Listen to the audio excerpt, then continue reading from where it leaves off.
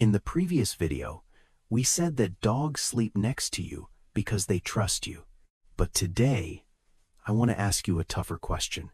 If they trust you absolutely, are you sure you're making them feel safe?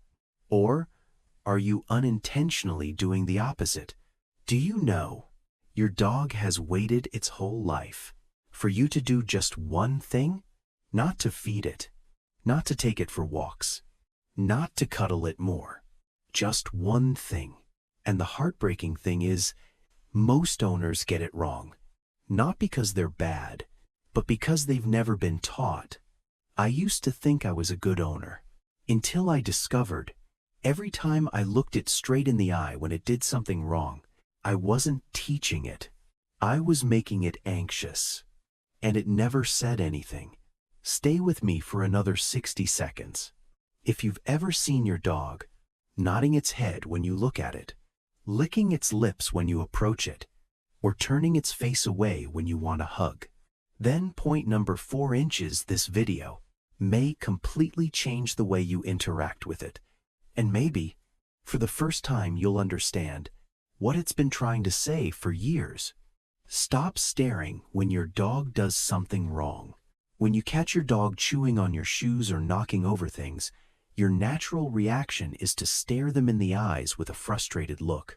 You think you're asserting authority, but in canine language, a direct, unblinking stare is a threatening signal. It's similar to how a pack leader initiates a confrontation. Many owners see their dog standing still, bowing its head, or looking around furtively and assume it's remorse. However, researchers have shown that this is actually appeasement behavior. The dog is trying to say, "Please don't make things more tense. I'm not a threat." Research in the Journal of Veterinary Behavior indicates that these confrontational interactions, even unintentionally, increase a dog's underlying anxiety levels. They begin to feel uncertain about the version of owner they are about to face, leading them to hesitate to approach you in normal situations. Solution: instead of using eye contact to challenge, use actions to guide. Move calmly and interrupt the misbehavior with your voice instead of creating a tense eye-to-eye battle. A dog that truly trusts you is one that never has to calculate whether your next glance is safe or not. Having understood eye contact, consider how we often unintentionally interrupt when they want to talk. Let them finish their checkup. When your dog approaches, sniffs your hand, or touches your face with its nose, it's giving a chemical report on your state. Through its sense of smell, it knows whether you're stressed, tired, or happy. Our mistake is immediately reaching out to pet it. This is like interrupting someone halfway through a sentence. You're turning that moment into your need for touch instead of their need for validation. Try keeping your hands still, letting them finish their checkup in silence. Only after they're satisfied, sigh in relief, or rest their head on you should you respond. You'll feel a much deeper connection when you let your dog finish the sentence.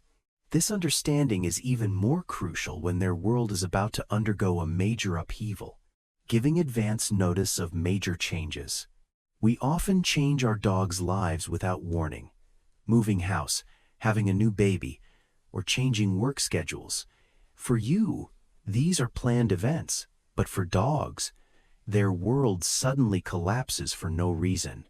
A study from Stockholm University showed that cortisol levels, the stress hormone, skyrocket when there is sudden disruption in the family. Dogs don't have the language to ask what's happening, and this lack of information creates immense psychological pressure. Instead of letting them adjust on their own at the cost of anxiety and sleep deprivation, prepare them. Take them to the new home before moving. Familiarize them with the smell of the baby, and most importantly, maintain old routines like mealtimes, walks, between other changes. This consistency is the safe anchor that prevents them from falling into a state of silent panic. And now, let's get to the most important part: how to listen when your dog says no. Listening to rejections.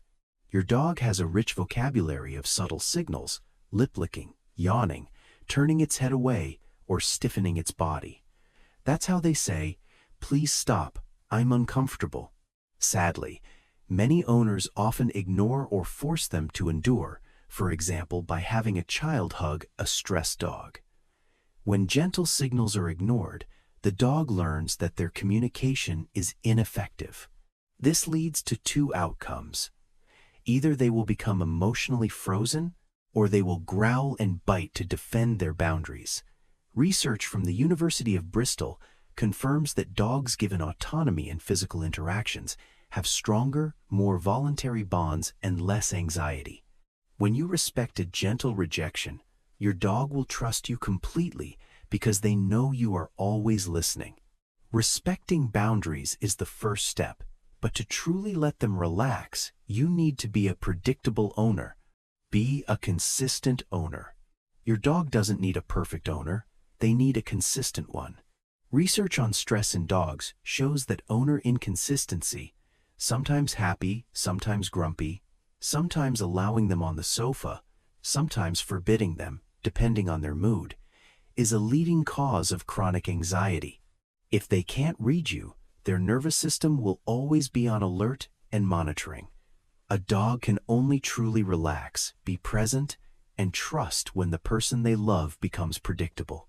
You don't need to be the best trainer, you just need to be the most reliable by maintaining the same rules and responses every day. Once you become a safe haven, your dog will begin to show its best qualities. The power of understanding. A dog's entire life is a constant struggle to be understood.